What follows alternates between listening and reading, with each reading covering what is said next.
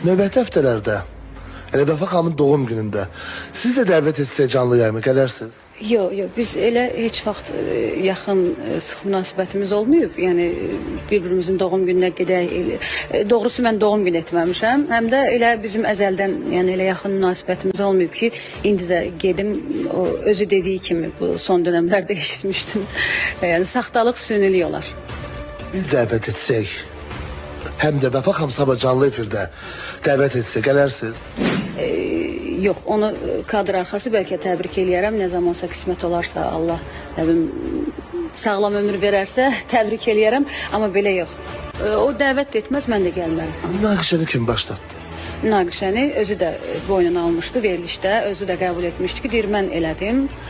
Mən birinci başlatdım. Yəni xanım başlatmışdı. Ona görə də mən cavabımdan bitdi o. Çünki aramızda boyda söz-söhbət olub, ondan sonra da müsahibələr olub, nə bilim biz olan səhnə, nə bilim mən olan səhnə, belə bir söhbətlər olub.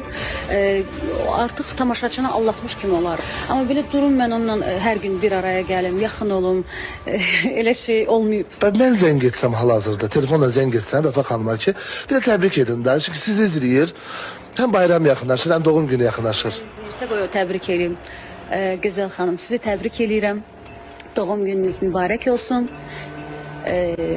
Allah sizə uzun ömür, can sağlığı versin. Bu da mənim sizə təbrikim.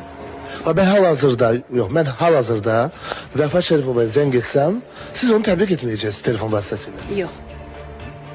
Yox.